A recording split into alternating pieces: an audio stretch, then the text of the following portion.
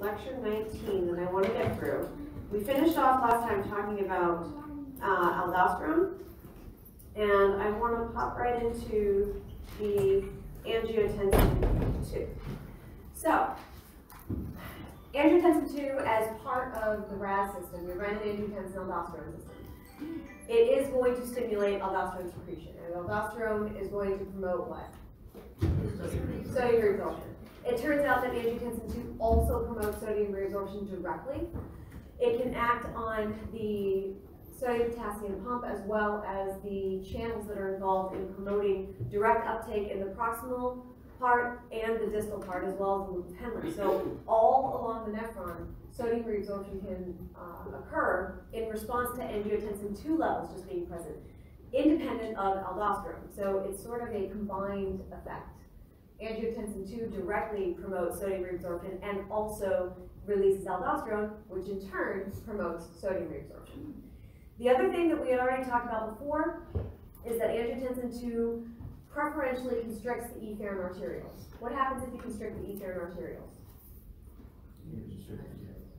You're going to increase GFR. Why are you going to increase GFR? What parameter is increasing? Hydrostatic pressure. Okay. Why does it preferentially constrict efferent and not afferent? Well, so yes, it would. The physiological function is because the intention is to bring GFR up, but why aren't the afferent affected? Does angiotensin II affect both arterioles? Yes, but it's sort of balanced by the effect of nitric oxide and prostaglandins on the afferent. Those vasodilatory effects on the afferent side basically counteract any constrictive effects that you would get with angiotensin II. So we don't really see any change in the afferent side, but we see constriction of the efferent side. That will decrease your peritubular capillary hydrostatic pressure because you have a greater GFR. And because you have a greater GFR, you're filtering more fluid compared to the plasma flow, so you are actually increasing your filtration fraction.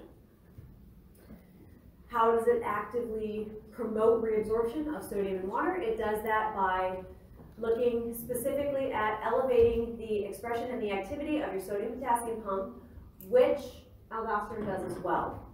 It increases the activity of a sodium bicarb cotransporter. So two different mechanisms of getting it across the basolateral membrane of your tubular cells into the interstitial fluid. And it also promotes the increase in the activity of the sodium proton exchanger. If you're elevating the amount of sodium that crosses the apical membrane in exchange for protons, what are you doing to the tubular fluid? You're also acidifying it, okay? It does this by actively binding to its receptors, which is present on both membranes because it's small enough to be filtered since it's circulating around in the blood. So it will have activity being able to get inside the cell from either side. Once inside, it's a signaling cascade that allows for phosphorylation to ramp up activity in each of these. So in response to depletion of sodium, which usually is accompanied by a depletion of water because it's one of your main osmolytes, angiotensin II being increases the resistance of the efferent arterioles, and this is just a flow chart that shows you all the effects that we just discussed about renal blood flow, hydrostatic pressure of the glomerular capillaries, as well as the peritubular capillaries in response to filtering out more fluid. What happens if you block angiotensin II? So how do ACE inhibitors work? What are they blocking? What is ACE? Angiotensin converting enzyme, which does what? It converts angiotensin 1 to angiotensin 2. That's circulating around your body. It's always there, okay? It's present, well, ACE is present in your body at all times, but you usually don't have a lot of angiotensin 1 floating around, okay? That is going to be created by the release of renin from your juxtaglomerular cells. So we're going to get to that. I think at the end of lecture 21 content, we'll walk through the whole RAS system again. Hopefully by then we've covered it enough times that it should be pretty familiar. If you inhibit by stopping angiotensin 1 from being converted to angiotensin 2, You can also have an angiotensin II antagonist. You can also have a renin inhibitor, which reduces the production of angiotensin I, so you can't have the substrate to make angiotensin II. All of these are going to produce loss of water and a loss of salt in the urine, and therefore a decrease in blood pressure. All right, so ADH, also known as arginine vasopressin, these are going to be released specifically in response to low water inside of your body. So either a loss of volume or just an increase in osmolarity. So anything that's going to benefit from an increase in the amount of water being retained in the body is going to trigger the release of ADH. So ADH is going to be synthesized by magnocellular cells inside of the hypothalamus, but it'll be released by the posterior pituitary. There's a figure on the next slide that in text that says just that. It'll increase the permeability not just of water, but also of what other molecule? Does anybody remember that?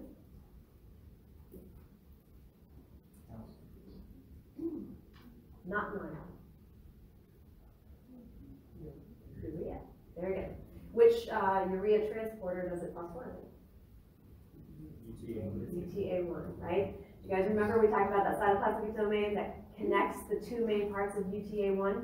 It has those PKA and PKC phosphorylation sites. PKA is the one that is going to be the signaling cascade that is triggered in response to ADH or ADP. That will result in an increase in permeability of water from aquaporin 2, as well as urea reabsorption or urea permeability from the phosphorylation of UTA1 receptor. It allows for more distal control of the movement of fluid. This is going to be really important for what we're going to talk about next when we talk about concentrating and diluting urine. We need specifically to be able to elevate the amounts in response to what is consumed. So your vasopressin or your ADH, as I said before, synthesized by these neurons inside of the hypothalamus. It's released from the posterior pituitary, and then it acts on the kidneys itself. Once ADP or ADH binds to its receptor, it is a G protein coupled receptor. It's a GS protein, so it stimulates the production of cyclic AMP, which activates protein kinase A, which phosphorylates. Aquaporin 2 is the mediator that promotes the increase in water permeability. It doesn't have activity to stimulate the increased permeability or density of aquaporin 1 or aquaporin 3. Aquaporin 1, which we'll see in a little bit, resides in the descending limb, the thin descending limb of the loop of Henle. So remember how we talk a lot about the permeability on the thick ascending limb is your diluting segment because it's permeable to salts, but it's relatively impermeable to water. Your descending limb is permeable to water and isn't permeable to salts. What mediates that is aquaporin 1. That is not ADH sensitive. Aquaporin 2 is the one that is ADH sensitive. And it's not so much that it's increasing the activity, but rather it's increasing the density of those aquaporin channels. Okay, so it's basically this whole cascade will result in the insertion of more aquaporin channels showing up on the tubular lumen, so there are just more roadways for water to be reabsorbed.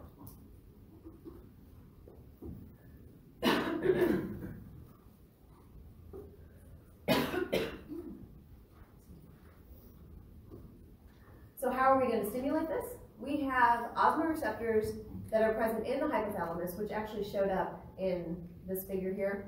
We have the osmoreceptors up here that will communicate with the hypothalamus and the posterior lobe of the pituitary to allow for ADH to be secreted.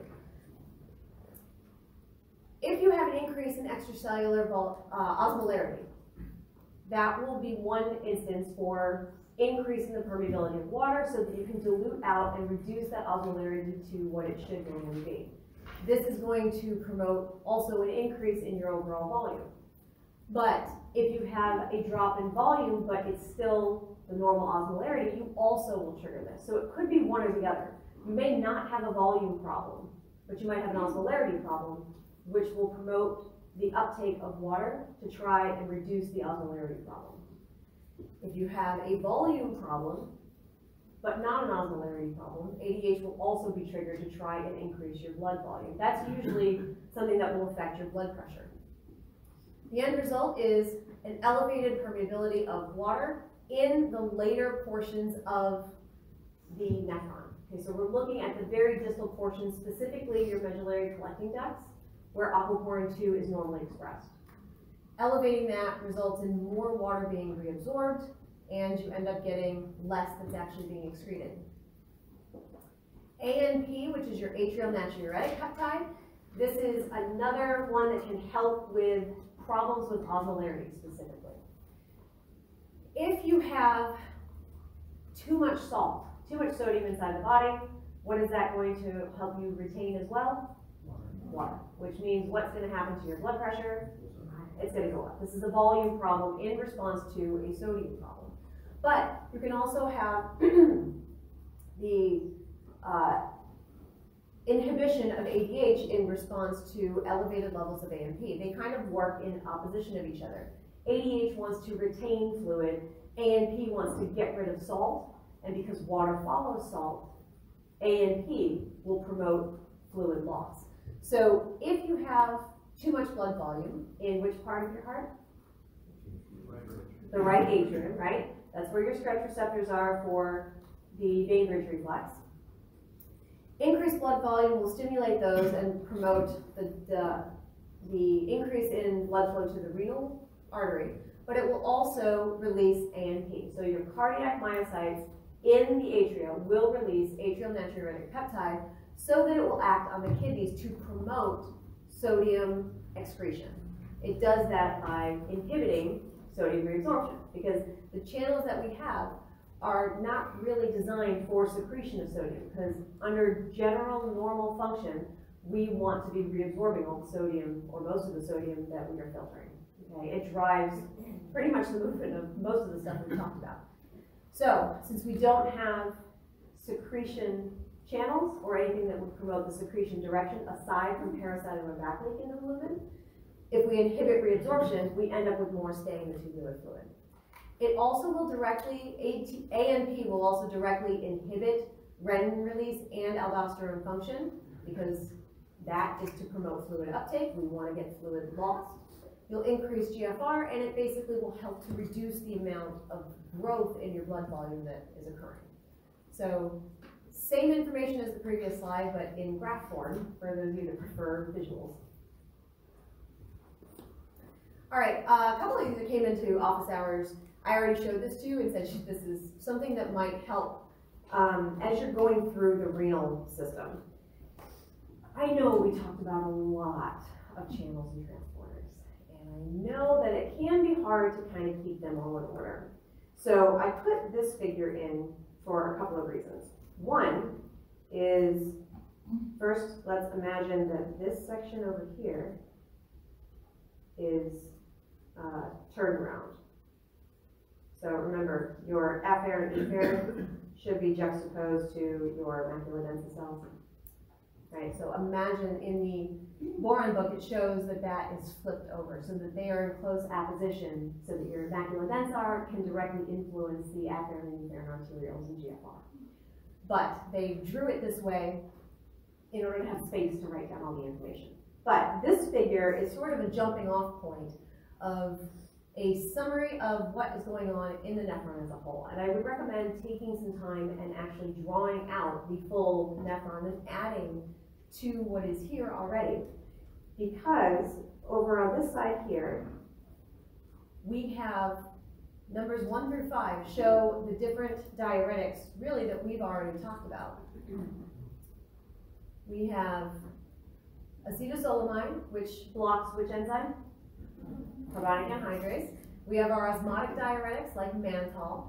We have the loop diuretics like furosemide, our thiazide diuretics, and our potassium sparing. The example they gave is spironolactone. We also talked about amiloride that blocks your epithelial sodium channels. But numbers 1 through 5 show up here to show you where on the nephron they act. So all of them are specifically placed along the nephron to say these are the ones that we already talked about, and they show you where the activity is. It also specifically points out what's moving at each point. Your sugars, sodium, amino acids are being reabsorbed in the proximal tubule. Most of your fluid actually gets reabsorbed, which we're going to get to in a second, in the proximal and the distal tubule from the cortex region of your nephrons. The thin descending limb, it says here that it's the thin descending limb is permeable to water, the thin ascending limb is permeable to salts. There's your sodium potassium 2 chloride cotransporter. Over here, we're going to talk about lecture 21, your potassium secretion occurring in the distal part of the nephron, and then the activities of aldosterone, parathyroid hormone, antidiuretic hormone, and over here, atrial natriuretic, angiotensin II. It sort of summarizes a lot of the stuff that we've already talked about. So this is sort of a good springboard for adding in the specific transporters and the transcellular versus paracellular movement that we've discussed. It might help for those of you who like to see things to create a visual representation, and I figured this one was a good one to sort of kind of get you started. Okay. All right, so that was really the end of lecture 29. Now, let's get into our concentration and dilution of urine. How many people have heard of the countercurrent multiplier? Okay, few people. There is a difference between countercurrent multiplication and countercurrent exchange, which we're going to talk about in just a second. But I do have a couple of videos that are relatively short. They're like 4 or 5 minutes that I found on YouTube that are decent explanations and visuals of multiplication and exchange. Okay, so we probably won't take the time to watch them because that'll suck up 10 minutes of class time just watching the videos, but they will be available on Top Hat, so you can watch them basically represent everything that we're going to talk about right now. So let's look at the effect of being able to change your osmolarity in different sections of the nephron. So osmolarity is on the y-axis, and we're looking just at the sections of the nephron on the x-axis. What we're looking at here is the ability to produce very, very concentrated urine, which is up here at the top, or very, very dilute urine. So if you have a very high need to retain your fluid, so you have loss of blood volume, okay, you're going to be able to, your kidneys are going to be able to produce a very highly concentrated urine. We're looking at about 1,200 milliosmolar. That's effectively the most concentrated urine that we're going to be capable of producing. Different animals that live in different environments can produce more or less concentrated urine depending on their needs. Something like a desert-dwelling animal, especially rodents, have unusually long loops of Henle. Because of the ability and the role of the loop of Henle in generating the concentration gradient for that concentrated urine, the longer it is, the stronger the gradient, the more concentrated the urine. You also have the ability, if you don't need, if you have too much water, you can produce a low concentration or a low osmolarity down here of a couple hundred by the time you actually end up the final production. The loop of Henle itself is going to generate that difference. You don't see any difference in the proximal tubule. Everything occurs exactly the same whether you are under hydropenia, which is you don't have a lot of water and you need to retain it, or you have water loading. So isosmotic reabsorption occurs in the proximal tubule. It's only once you get to the loop of Henle that you start to see divergence of these two pathways. If you want to produce a dilute urine, you don't create such a big gradient along the loop of Henle. So by the time the urine actually will get out to the medullary collecting ducts and into the urine, it's going to be much, much lower. Because during water loading, you also don't produce ADH. ADH has a huge impact in the distal portion. So even though there's not a big difference once you get into the later parts of the nephron, you're back up into the cortical region, which allows for water reabsorption. ADH will have a profound effect in the latter portion of the medulla. So if you want to form a dilute urine, we're looking down here at the bottom by the pumping of water on your thin descending limb, water is going to be able to leave. This is permeable to water, not permeable to salt. So water will be able to leave the thin descending limb of the loop of Henle. The ascending limb is going to be able to have salt. Salt movement. It's the salt movement that triggers the water movement. Water will not flow actively. It always is going to follow those osmolytes. So you have the active pumping of sodium chloride from the tubular fluid into the interstitial space, and then water on the descending limb of the loop of Henle will follow to balance that out. Okay? But if you don't want to produce a very concentrated urine, you can make, oops, sorry about that. So, moving out. If you don't want to make too concentrated urine, you can produce something that is downwards of about 600. 600 milliosmolar compared to 1200. And it can be a little bit more than twice. Sometimes you can produce an even more dilute concentration. This one I think came from Guyton. Warren will show I think 500 to 1200, but the ratio, the relationship is almost doubling the osmolarity of the urine that's being produced. So we have a huge range of variability, and it's not one or the other, it's a gradient. So you can alter this anywhere in between based on the needs of the body. What's going to happen is, main difference we see is that in the distal part, in the medullary collecting duct, we have some salt still being reabsorbed, but we don't really see a lot of water being reabsorbed, right? Here, we have an increase in salt reabsorption, but also you've elevated the permeability by increasing the density of your aquaporin tubes in response to vasopressin or ADH. You've also increased the permeability to urea. Because you now have urea also moving and water has more avenues to leave, you end up concentrating that tubular fluid. Now, in order to determine how much we need to produce, there is a minimum amount. You have to produce a certain amount of urine every day just to get rid of the solutes and the wastes and everything else that needs to be removed from your blood. So that's your obligatory urine volume. If you have the ability to concentrate to 1200, which is what you would normally be able to concentrate to in terms of your osmolarity, and let's say you have 600 milliosmoles of solute that have to be excreted in order to make sure that your electrolyte balance of your blood is fine, what would your obligatory volume be? Half a liter, right? Basically, you need to get rid of 600 milliosmoles. This is the most concentrated that you can produce. So for somebody under these conditions, their obligatory urine volume is going to be 500 mils per day. That's actually pretty small, okay? That's the minimum amount. If you have renal disease, then one of the problems that can happen is the impaired ability to concentrate that urine. If you are not able to produce that concentration, and now your max osmolarity is only 300, which is isosmotic with your blood, but you still have to get rid of 600 milliosmoles per day.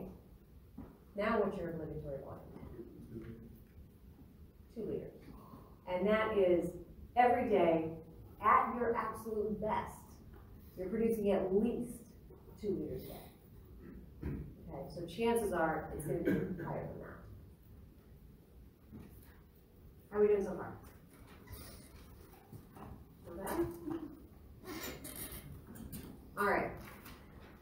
This one's from the Boron book, and it shows what happens under conditions of antidiuresis or water restriction. So you are not losing your water. On the left, we have our vasa recta. The vasa recta are the peritubular capillaries of your juxtamedullary nephrons. What's the percentage of juxtamedullary nephrons in the kidney? 15. About 15. How much blood are they getting? 10. About 10%. Most of your kidney function is done by cortical nephrons. But your juxtamedullary nephrons do the heavy lifting for producing very concentrated urine. Why? They have a much longer loop of Henle. They have a longer thin descending and thin ascending limb, which are permeable to water. So they can produce a much more concentrated urine. Plus, when we start talking about the gradient, these are the only ones that are going all the way down into the inner medulla. Okay, your cortical nephrons are going to basically have the tip of their loop of Henle residing at the outer medulla, inner medulla transition point, that barrier. So, for juxtamedullary nephrons, the vasa recta actually sort of mirror your loop of Henle. And this is going to be really important in making sure that that countercurrent multiplication and the gradient that is created is actually maintained and you don't lose all of that effort. Because the gradient that we're talking about is what is happening over here. You start off with 300, and as you get deeper and deeper into the medulla, you'll see an increase in the osmolarity. So, in the cortical region, we start off with isosmotic solution, isosmotic in interstitial fluid, and in the outer medulla, you have a little bit of a gradient, so your cortical nephrons can still benefit from that and concentrate the urine. They just won't be able to generate the 1200 milliosmolarity that you can get from the juxtamedullary ones, because that gradient continues to increase the osmolarity as you move further down, deeper into the medulla. Okay, so this is going to produce highly concentrated urine in the juxtamedullary nephrons, and when you produce 1200 milliosmoles, you're going to be able to reduce the amount of fluid that's going to be lost from the body, and it will mix with any of the cortical nephron urine. Now, the other part I want to point out here is that under this condition, as I mentioned before, we have aquaporin 1 that is expressed on the thin descending limb of the loop of Henle. This is not subject to control or regulation by ADH. So even though we see the loop of Henle initially increasing the difference in osmolarity that can be produced in the urine from that initial figure where we looked at the osmolarity of your final urine compared to when you had produced a dilute urine, it's not happening so much because of the impact of ADH. It's just happening because the descending limb is permeable to water, the ascending limb is permeable to salt. Over in the medullary collecting ducts, we have aquaporins 2 through 4. Aquaporin 2 is the one that is modulated by ADH. And again, it's not elevating the activity of it, it is elevating the density of those that are present in the membrane. Increase the density of the water that's present in the membrane, you just have more avenues for water to be able to be reabsorbed. ADH also will act here on the UTA1 transporter, also in the medullary collecting duct. UTA2 is the one that's found in the thin descending limb of the loop of Henle. And that's just material that we did in lecture 19. All right, so this is what it looks like to produce a highly concentrated urine. What if we want to get rid of fluid?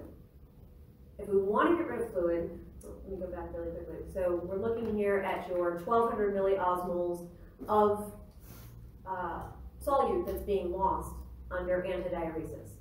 Under diuresis, we're not losing a very concentrated urine. We're looking at 60 milliosmoles. Okay?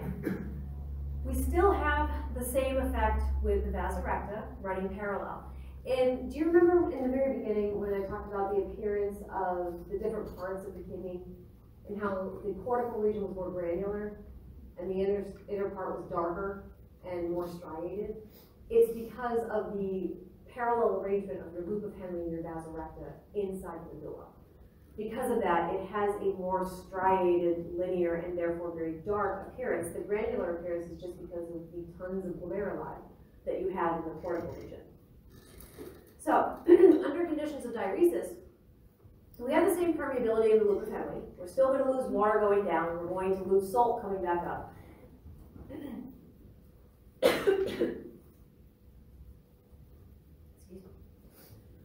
But now we are not going to be losing as much. We are not having the increase in the overall permeability that happens along the medullary collecting duct. We're not having more urea being reabsorbed.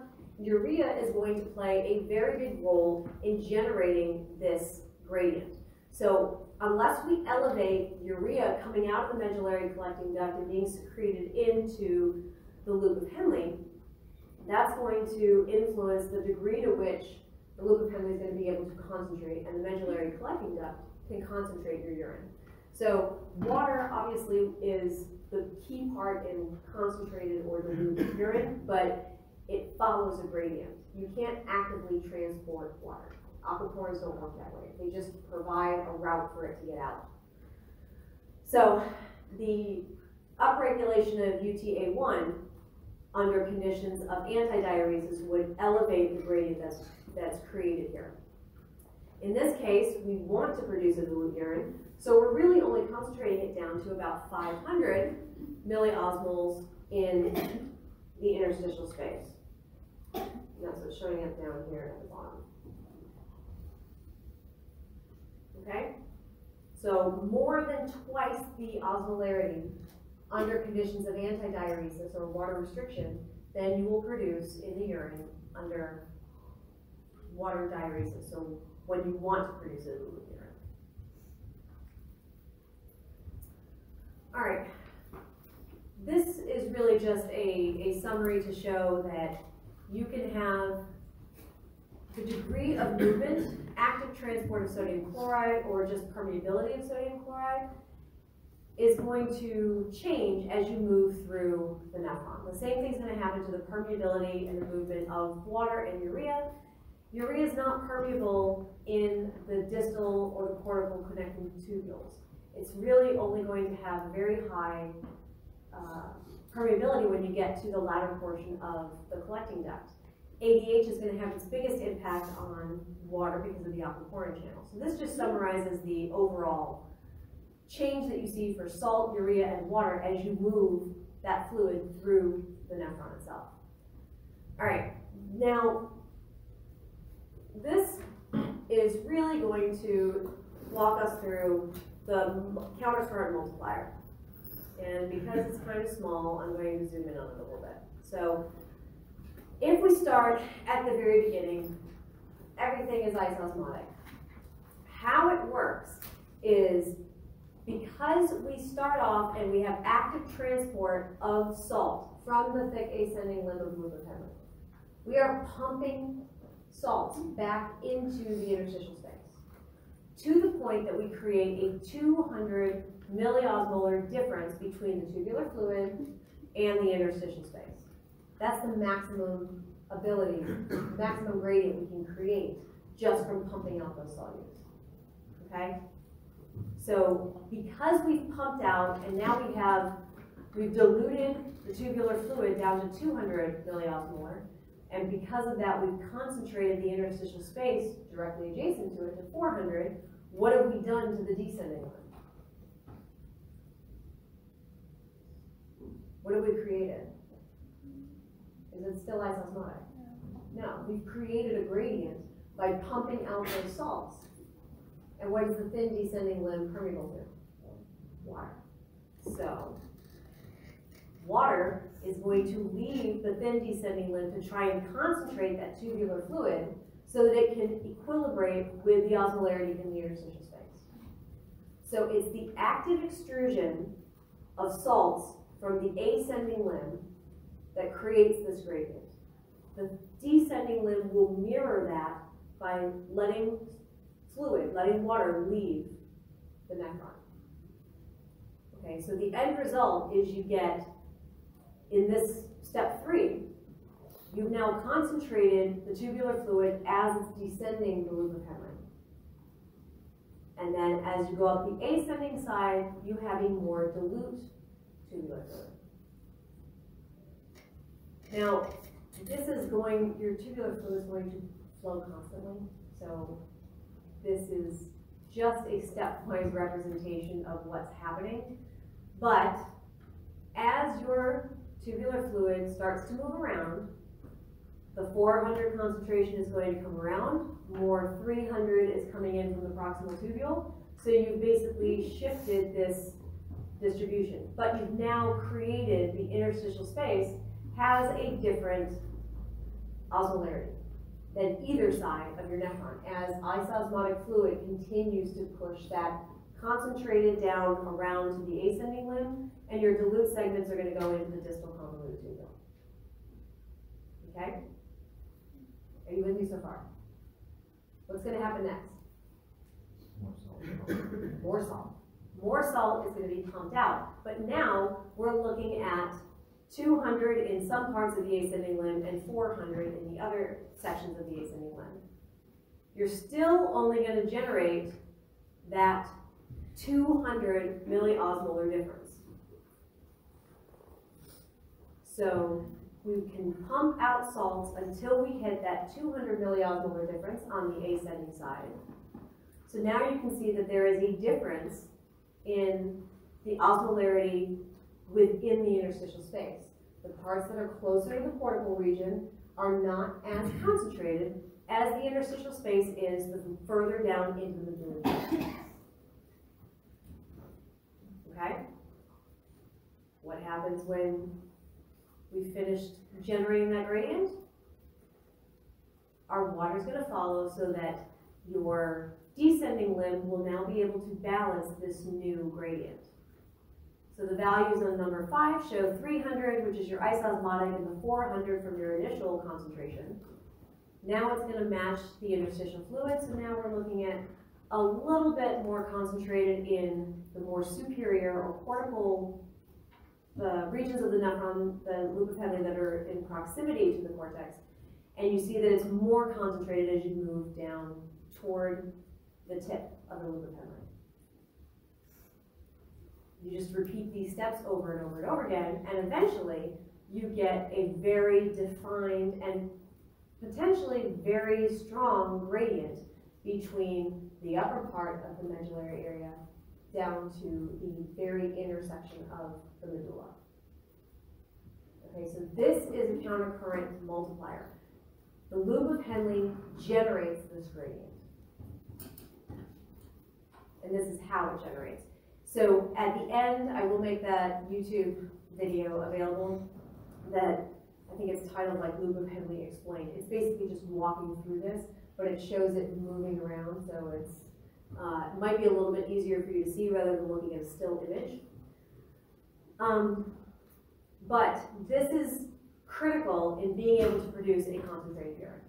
If you can't, you're going to constantly be drinking fluid because you're constantly going to be losing fluid.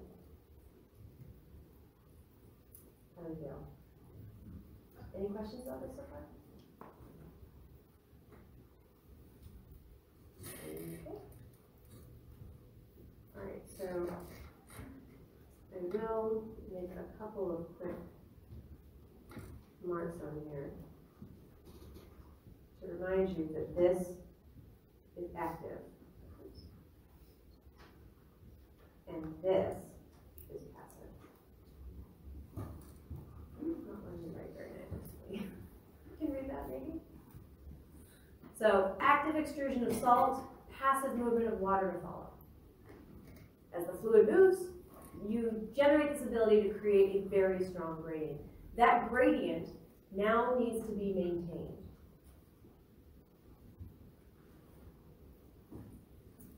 So these are just looking at some of the net effects.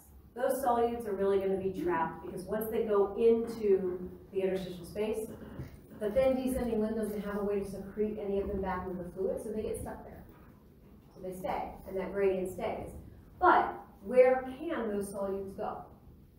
If they can't get back into the nephron, where else can they go? Into the blood. okay? They can go into the vasa recta.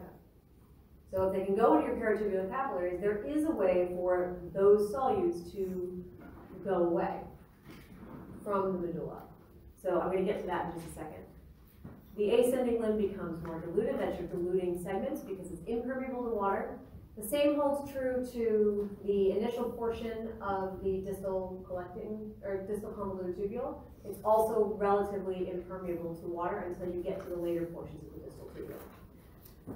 That gradient is active pumping and then water following. So this is just the net effects that we already talked about. Urea is going to have a very big role in being able to maintain and govern the movement because you can elevate the permeability of urea and therefore get more of urea being able to come out of the medullary collecting duct and reside in that interstitial space or just be secreted back into the tubular fluid. So what ends up happening is we have over here your UTA1, which is the one that's subject to regulation from ADH, and your UTA3 to get it across the other membrane in order to add that into the interstitial medullary region. That contributes to this gradient. The other thing we're going to talk about when we get to lecture 21 material is that potassium also contributes to this gradient. Okay, so it's not just urea, it's not just sodium chloride, it's also potassium that is going to contribute to this. Okay, mainly because there are certain ions that are going to stay residing in this interstitial space more so than some of the other salts that will be reabsorbed by the blood. UTA2 is the main way that we get secretion happening in the thin segments of the descending and ascending limbs. You don't have permeability of the thick ascending limb to urea, okay? So it stops at the thin descending limb. So it basically cycles urea within this intermedullary region.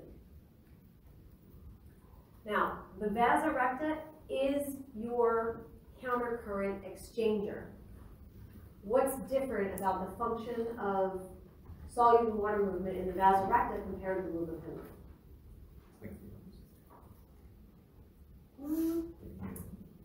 Well, what's different about the ability for stuff to move in and out here?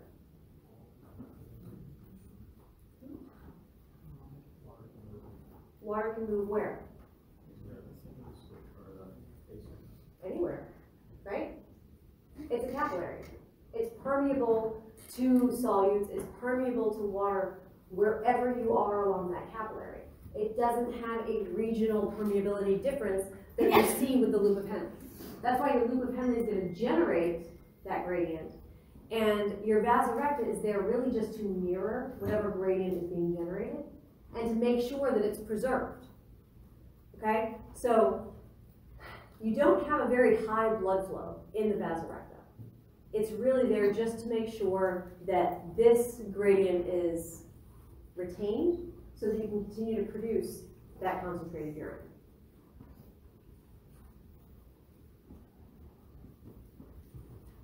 This one is from the Boren book, and it shows why we want to see that vasa recta shape. We want it to look like your loop of Henle. Because what would happen if it were a straight line? Hypothetically, if you're looking at the descending side of the descending side of the vasa recta under normal circumstances, let's say it stopped, and from here it went back to the renal vein. What happens to the blood or the osmolarity of the blood that's going back into circulation? What's the osmolarity? 750. Right? The osmolarity is a lot higher if you just had a straight capillary that went connected back into the renal vein. In this case, the difference between in and out, instead of going from 300 to 750 and losing that, all of the work that the loop of Henle did, you're basically losing all of that effort. Because whatever generated, it's going to end up going back into circulation. You're going to end up retaining a lot more. You're not going to be able to produce as concentrated a urine. But when you have this countercurrent setup, you have 300 going in and only 450 going out. right? Because you're diluting it as you come back up. Remember that your cortical region, your proximal tubule, your distal tubule, are normally where most of your fluid is going to be reabsorbed. You have a lot of solutes and a lot of fluid that are being reabsorbed in the proximal tubule and the distal tubule. So because of that, this is helping it so that you don't have such a concentrated osmolarity in the region that is going to be reabsorbing a lot more salts. You don't have as strong of a gradient for salts to be taken back up. You're going to be able to concentrate it and get some more of those salts out of the body. Okay? This will also come into play when we get to the acid-base lecture, specifically when we start talking about ammonia. But these exchangers are really there just to mirror whatever the multiplier did. So this just shows a relationship between the effects of if you had a straight tube compared to having this exchanger. Now, if we look at water permeability, as I said before, most of it is going to be in your proximal tubule. You do get a lot of solutes being reabsorbed in the distal part of the tubule.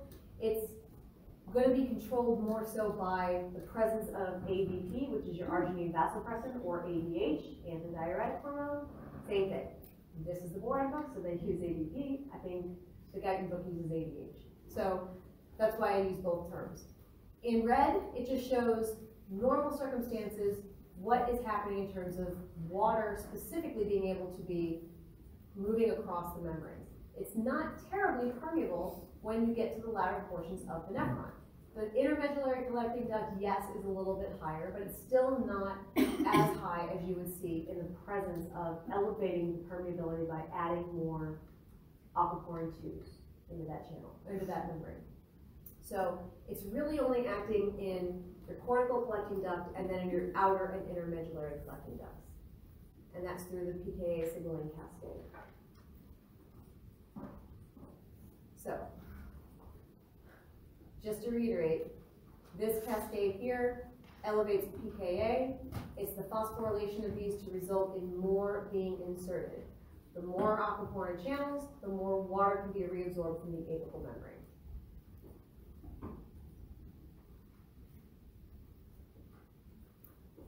This is the same as that other figure, except it's in words. So I like charts. So how are we going to be able to control the extracellular osmolarity?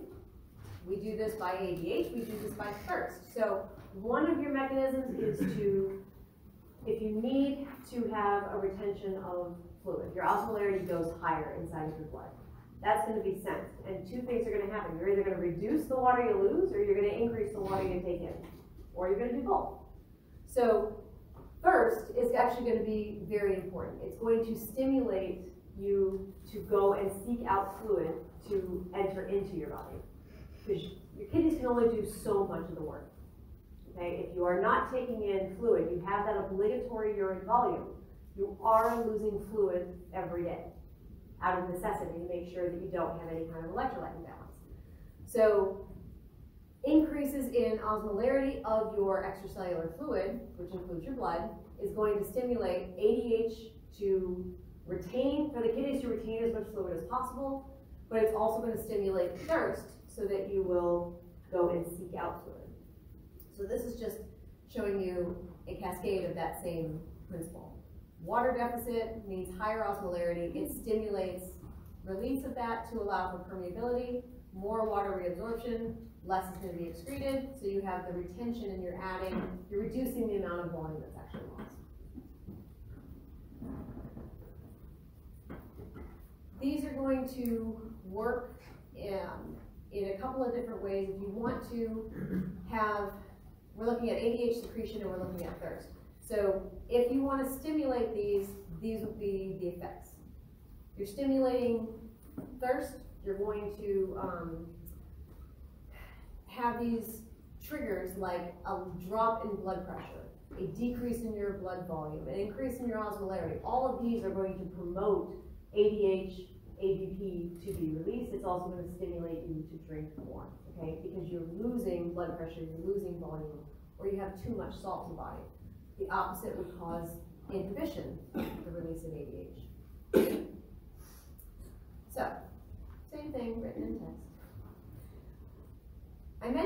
before about ADP specifically. Looking at your arginine vasopressin levels. In the black circles, we're looking at isotonic volume depletion. So this is saying how much of our, and on the x-axis you can't see it because the bottom just showed up, but this on the x-axis is percent change. So how much percent-wise are you changing the volume? Yes, okay. So we're looking at the percent change in volume, percent change in the release of ADP and the concentration that shows up in the plasma. On the y-axis, we have our ADH, okay? So we want to see what our ADH concentration is and what the percent increase or decrease is. Both of these are showing that if you have an increase in either your volume depletion or you have an increase in the osmolarity, both of those are going to result in triggering the release of ADH. If the black dots are looking at volume loss, no problem with osmolarity, you just are losing volume. So you lost 5% of your volume, you lost 15% of your volume. What impact does that have on how much ADH is going to be released?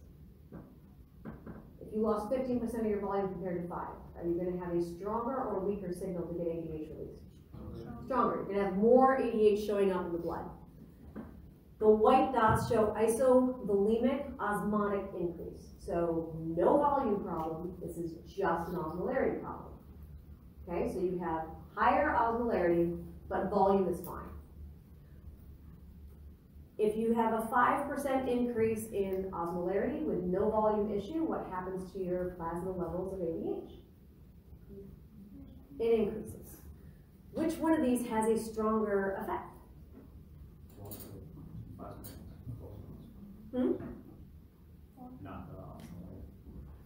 So, which one of these requires a very small percent change to trigger a stronger increase in osmolarity? Or stronger increase in the concentration of ADH in the blood? The osmolarity, okay? At low changes, at low percent changes. Mainly that's because you can really only tolerate relatively low percent changes, okay? Before you start really ramping up the retention. So for this one, this percent change, if we're looking at the black dots, that means, actually, more water lost, okay? And if we're looking at the white dots, oops, we're looking at percent change. This is more salt retained.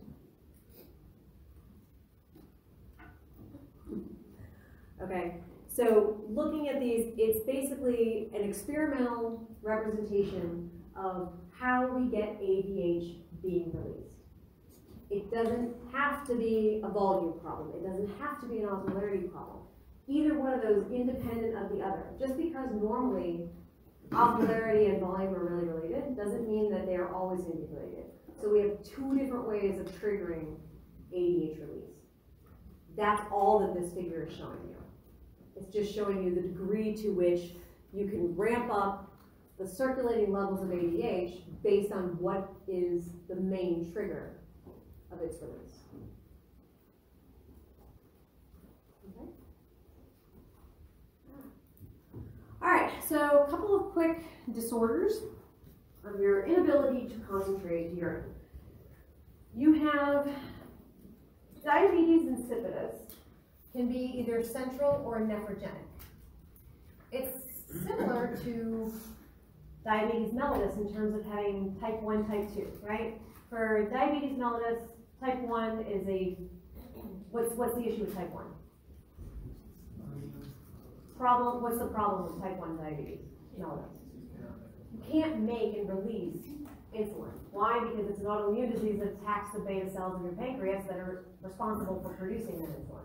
So you have fewer amounts of insulin circulating in the body. What's the problem with type 2? you're not sensitive to it. You don't have a problem producing it, but your cells are no longer able to respond to it. It's the same basic principle with diabetes insipidus. Central diabetes insipidus is a failure to produce ADH.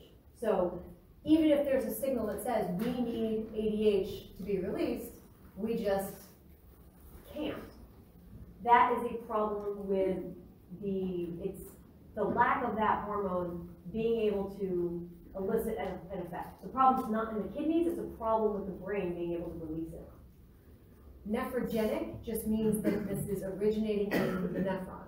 This is a problem with the nephron's ability to respond to ADH. Both of them are going to result in production of dilute urine with loss of excess fluid, because either you can't modulate that, even under conditions in which your body would want to be under antidiuresis, or it's released, it's circulating fine, but your kidneys can't respond. Okay?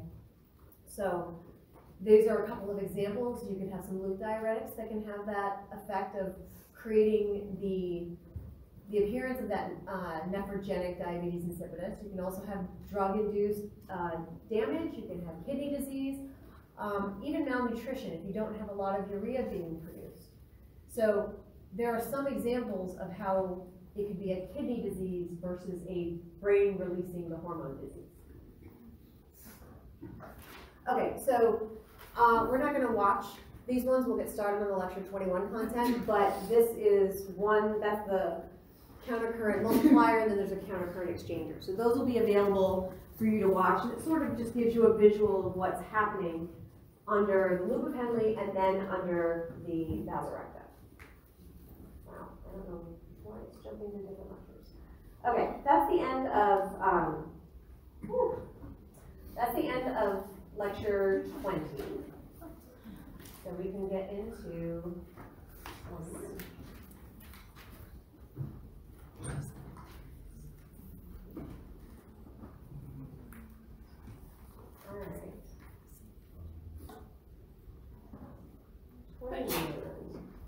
so we're going to start off by talking a little bit about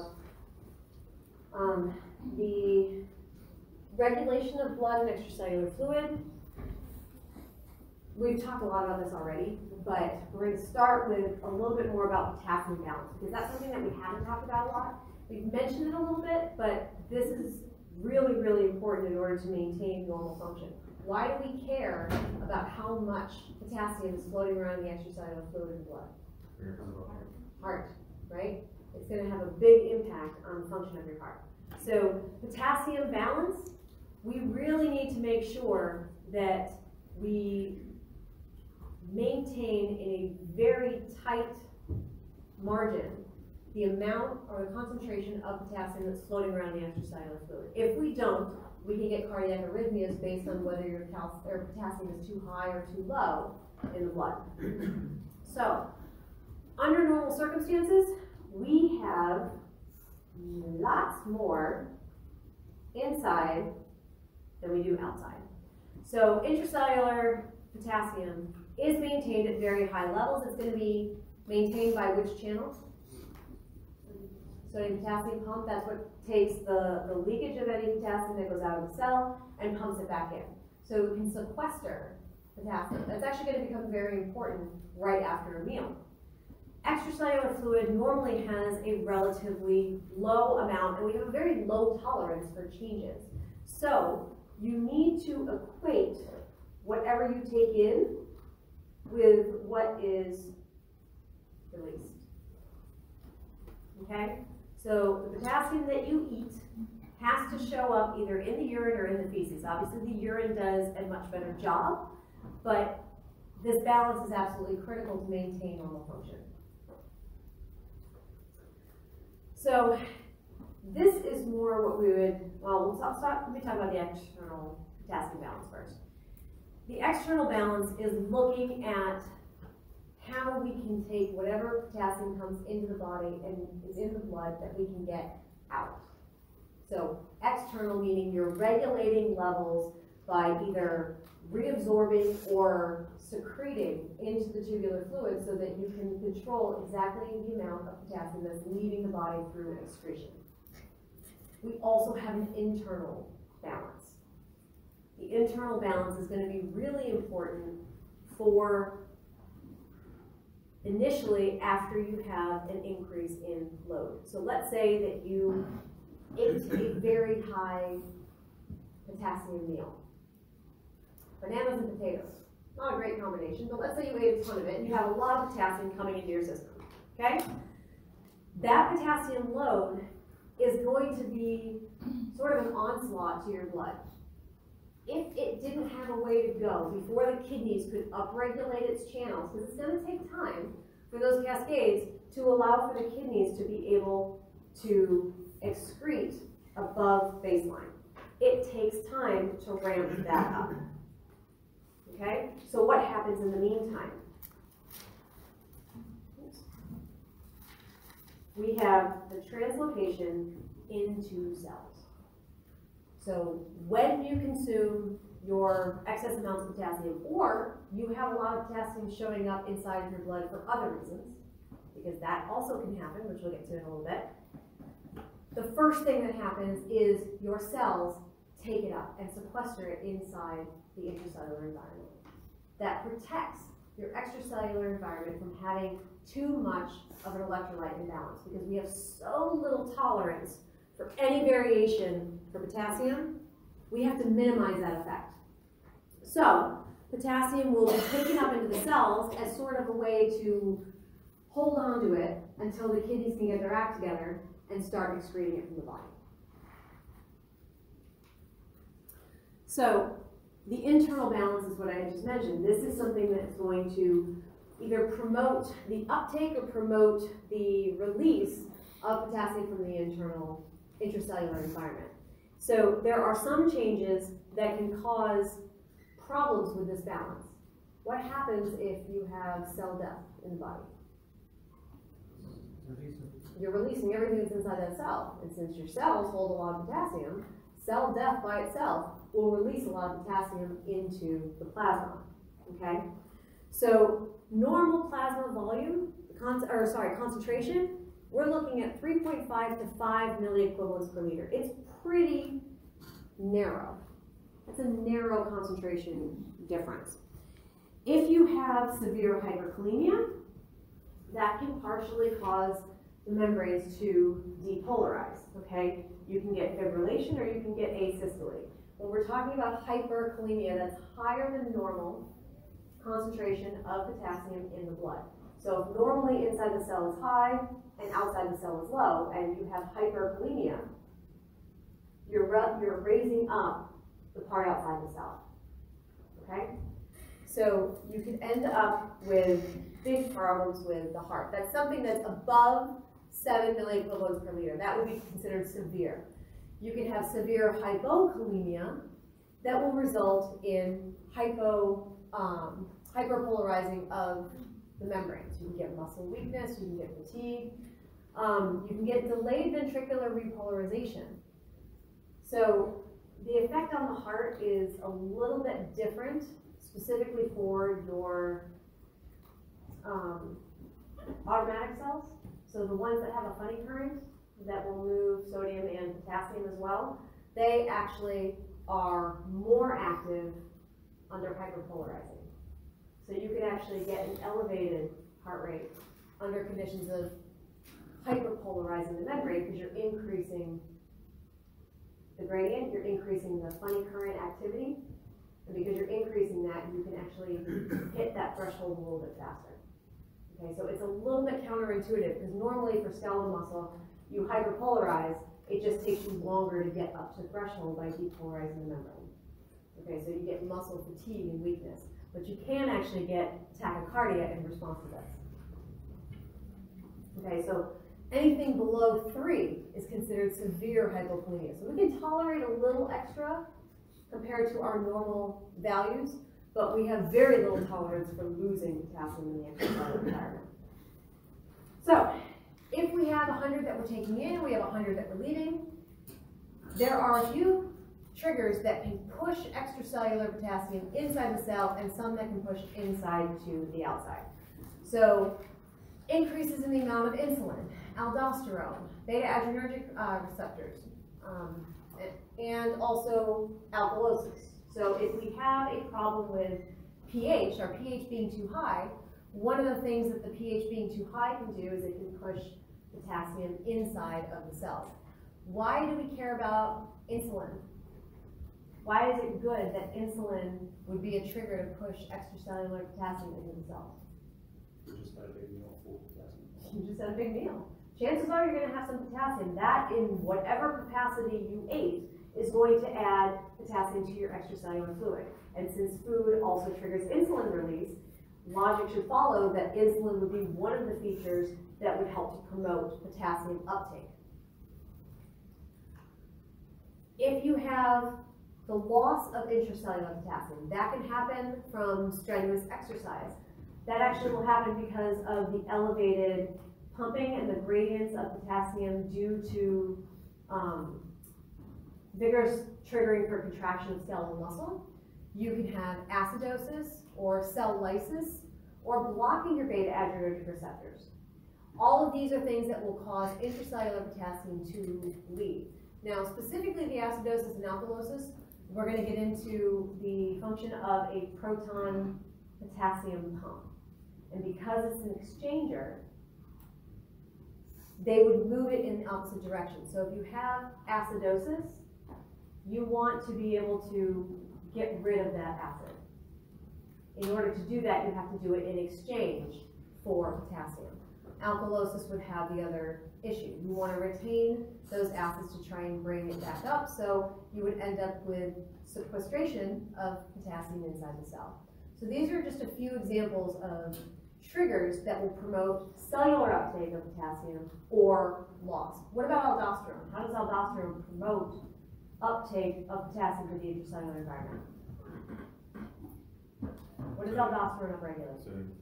The sodium potassium pump, right? Aldosterone works to be able to promote reabsorption of sodium. By elevating that, it's allowing sodium to be pumped. Anything that's taken up on the apical side gets pumped out the basolateral side and goes into the blood. But it does that in exchange for potassium getting back into the cells.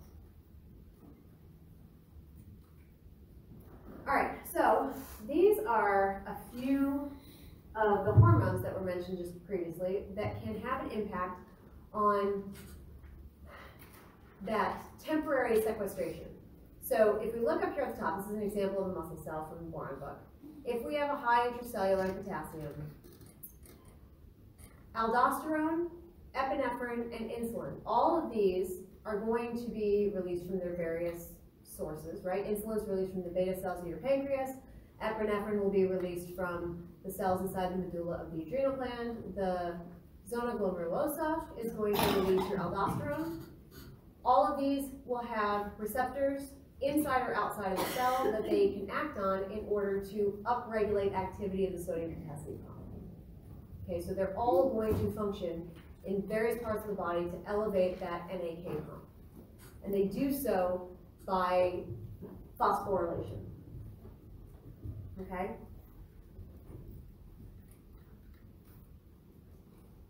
What happens under conditions of acidosis? Inside the cell, right here we're looking at a low intracellular pH will actually result in the effect of inhibiting the uptake. So you have less likely to move potassium inside of the cell. The main reason for that actually happens inside of the cellular environment. In an acidic environment, you have anionic proteins that normally, because of the high concentration of potassium, they will couple with potassium inside the cell. If you now have added a lot of protons to compete with potassium, it can cause protons to displace that potassium. Now potassium is not ionically joined with another large molecule that can't leave the cell, so it is free to leak out down its concentration gradient. So acidosis inside the cell can actually produce a loss of potassium into the extracellular environment. that is gonna happen either because you have acidosis in the blood or acidosis just in the tissue being taken up by the cell. The effect of acidosis also, which we're gonna see in lecture 22, not only inhibits the sodium potassium pump, but it also inhibits your sodium potassium 2-chloride cotransporters. So your hormones, as well as pH imbalances, both can function to shift potassium inside and outside the cell. And it's the balance between what shows up in the extracellular environment that's going to be really important. All right, we got 3 minutes left. Potassium is one of those few ions that is going to be filtered, reabsorbed, and secreted. It's only going to be secreted, though, if you're consuming above the needs of the body, which most of us probably are doing. So, sites for reabsorption and secretion, you get reabsorption happening all along the early segments, going into the late distal convoluted tubule, heading into the collecting tubule and the collecting ducts. Okay? This is the point where you can get secretion. After that point up in the cortical region, into the inner and outer medullary collecting ducts, you get reabsorption again. Okay, so all of the amount that is added in doesn't mean that anything added up here in that secretion pathway is going to end up in the urine. There's still another opportunity to get reabsorption. This is going to be important in helping to contribute to the gradient that allows you to concentrate urine. All right. The last thing I want to talk about is just the boron comparison of the percentages and what is actually happening at each stage under conditions of low dietary intake. So this is something where this is not your normal Western diet. This is, you are intentionally trying to reduce the amount of potassium. This is one of the reasons why people who have had renal disease or a kidney transplant have to be very careful about the potassium that they consume.